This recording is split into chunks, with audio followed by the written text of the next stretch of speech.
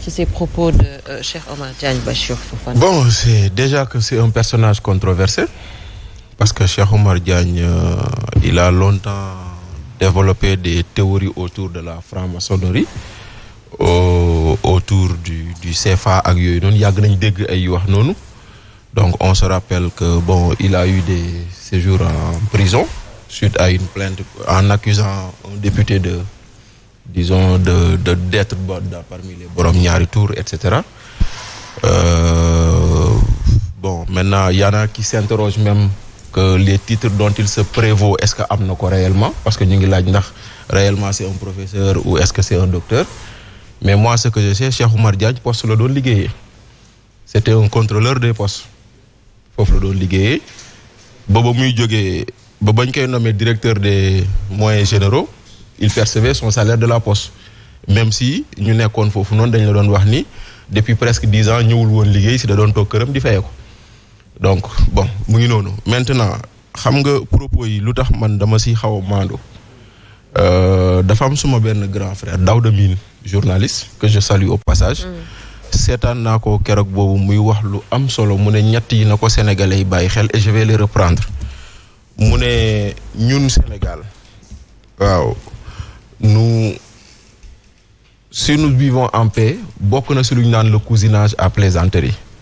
Omar Sow bu gisee séeréer da koy xool yow xanaa séeréer nga rek ñu commencé kaf bu ñu xulloo woon dóorante sax mu ne la Ndeye Fatou noo sant nga ne ko Njaay mu ne ko xanaa njóobeen nga rek coow li jeex. dëgg la donc lu jar a soo sàmm la.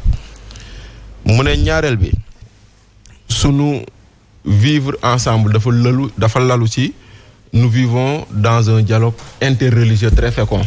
Tout le monde respecte la foi de l'autre te loolu aussi lu ñu war a bàyyi xel la. Mais ñetteel bi nous avons nos guides religieux qui sont nos soupapes de sécurité. Ndaxte coow lii ngay dégg nii le 8 mars bii passé xaw ma. ba mu tàngee ba tàng. ñan ñoo jóg du kilifa diine yi ñoo jóg. ba ñu demee ba ñu ne am na ñu si génne àdduna kan moo njëkk a yëkkati xaalisam mu ne dàmp leen ñu si génn àdduna seeni njaboot du sëñ Muntaxa la woon.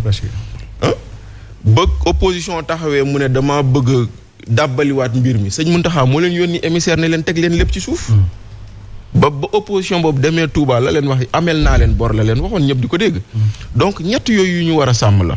donc si biir ñett yooyu noonu nag boo ñëwaatee nag dans le contexte bi ñu nekk bii nii lii yëpp du woon am tous les propos que rappelle Moussa là du woon am si cette lettre de refus n'avait pas été mise sur la place publique. Parce que il faut que ñu xam ni lépp fa la déparé lettre ba mu amee la nit ñi commencé naan waa mais lii bu amee c'est parce que waxoon na lii démb ainsi de suite ba mu toll fii nii. Maintenant nag que des gens se sentent offensés et je salue la grandeur de monsieur Zoumarou.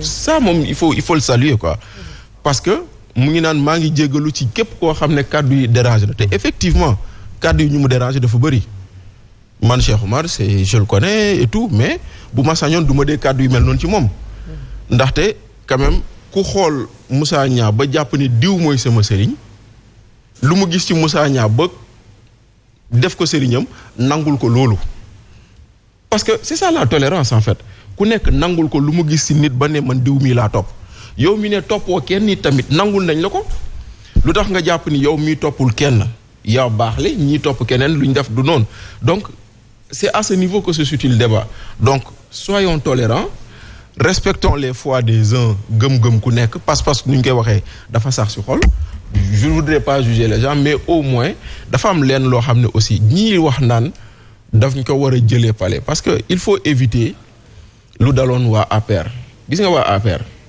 ils avaient des boulets qu'ils traînaient. On peut en citer un, Cheikh Oumar Anne. Et quand tu dis Cheikh Oumar Anne, qu'est-ce que tu penses à quoi? Cheikh Oumar Niébé.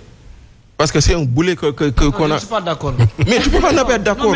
Je ne veux pas que tu sois d'accord. Mais Bachir, c'était de l'intox parce que... Mais je ne veux pas que tu sois d'accord. Moi, je ne veux pas que tu sois d'accord. Mais Bachir, si tu es sur plateau, tu es chroniqueur. Non, je... Non, parce que tu as... Mais si. Non, Mané. Mais si. Non, perception bu nit yi amoon ci te il a raison. c'est dafa am lu xew Sénégal mooy lan dañuy jël benn fen daf ko dëgg waaw mais d'accord. c'était ça le cas. waaw d'accord c'est-à-dire waaw mais bàyyi ma pare.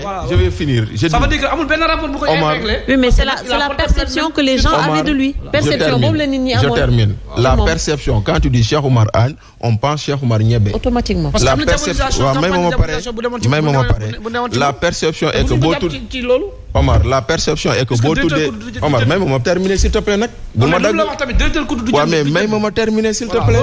mënoo fi ñëw nag bëgg a xuloo ak ñëpp dañ lay dàq plateau bi de.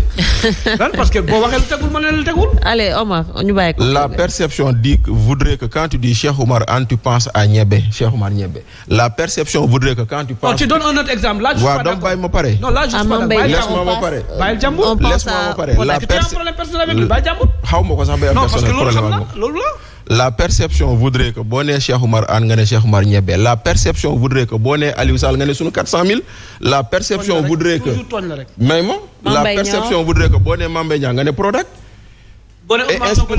nga ne Sweet Beauté mais bien sûr maintenant du tere nag perception boobu noonu elle est là elle a la vue dure donc ce pouvoir doit éviter que ñoom tam ñu am des gens yoo xam ne dañu leen traîner comme des boulets.